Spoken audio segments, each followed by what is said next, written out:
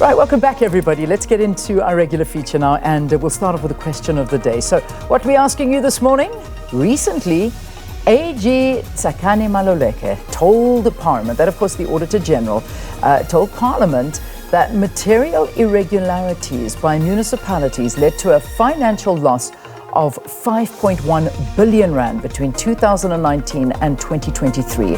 What do you make of this, and how is the state of service delivery in your municipality? I think a very important question. Yeah. At Morning Live, SABC on X, that's where you can get hold of us. Right, you can also send us a voice note on the number 078-459-1897.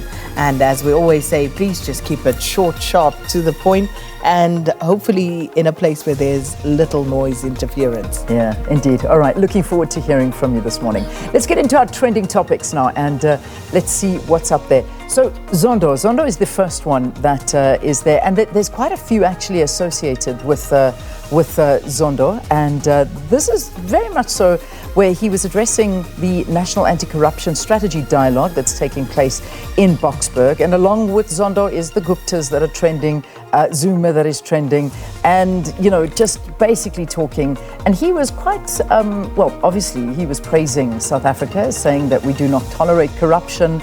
And, you know, that's the one thing that we hold very seriously. I mean, people obviously saying, really? Doesn't look that way, but nonetheless, those are some of the things that were being said. And, you know, other people just talking to Chief Justice Zondo, where he was saying that people who are given positions, they were not experienced or had the integrity to occupy. We must not have a situation where ministers choose board members. CEOs must be appointed by the board and not ministers. And, you know, just going on and on and on about corruption, and I suppose what he learnt within the whole state capture. The things we know should be done, how they should actually be done, but which actually are not done. That's the problem. Essentially that. And also the whole issue around state capture and when, you know, it supposedly took root, etc. Indeed. And then, of course, the question of where are the Guptas came up. And that's, you know, still an issue, an unanswered question that certainly has cost the country billions. And some saying that, you know, the UAE, that they don't even know, and they just cannot get the extradition right. So there's a lot around that particularly. And we knew it would when we were talking about an anti-corruption strategy dialogue. That would be the big conversation to come up. Yeah. All right, that's Zondo. Moving on to the next one, hashtag Kune. This is, of course, Kaizer Chiefs goalkeeper Itumeleng Kune. And the debate, the age-old debate, because Kune starting yesterday over Peterson. And obviously, you know, fans were going to talk about this. And, excuse me, there was talk that Peterson is being arrested for this weekend's derby. Yeah. But then, I don't know. Well, people are just saying, I mean, I know, you know me and my soccer knowledge, but what I'm reading is people are saying, please guys, Kune is tired. He's tired. And asking, you know, sort of, is it not time now? But I mean, I don't know. It has been time. Yeah. You know, for me, Kune, in that penalty shootout against Sundowns, that is last season or the season before, where he did that whole thing with his leg, that was it for me. Yeah. But even yesterday, I mean, I couldn't believe, Kune was, when they conceded the goal, Kune dives after the ball in the net. That one. Not that one, the next one. And you know, I love Itumeleng Kune. He's been a great servant for Kaizer Chiefs, for South Africa. But yeah, man. But it's enough. Do we know how old he is? I mean, not that it matters. 36. 36. 36. Yeah.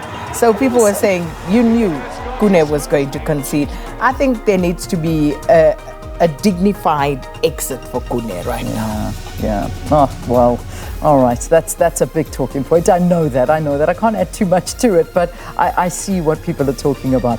All right, Germany. Germany is the next trending topic, and again, this is all very much so about what's happening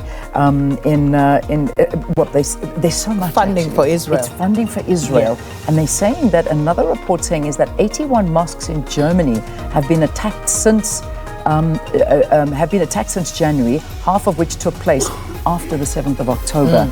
That's one of the things that are saying. This is from Germany, and now it's about 40 that have been after the September attacks. But now it's also Germany approving weapons export licenses to Israel worth $323 million so far this year, almost 10 times what was approved in all of 2022.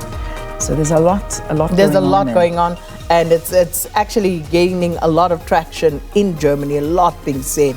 But of course, as you said, those are the main issues why that hashtag is trending. And then the final one is, of course, hashtag, I think it was Copenhagen, Man United, Copenhagen.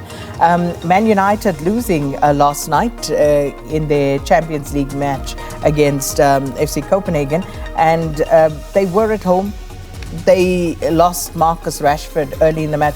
Incidentally, I was watching Arsenal, and then at 2-0, I figured, we got this in the bag, so I went to watch this match, and I fell asleep at 3-2.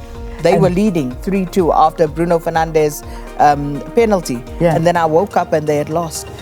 So, it's not good. They now are bottom of that table. So on the final day of that group round, it's everything to play for. Because I think it's only Bayern who are safe. The rest, it's still everything to play for. I'm not sure if they're safe either. It's everything to play for in this group. Goodness me. Okay. All right. There we go. So that wraps it up. In fact, we had to find a lot to talk about outside of football this morning, because that's all the big trends, as you can imagine, after Wednesday night football night. So that's where we'll leave it for now.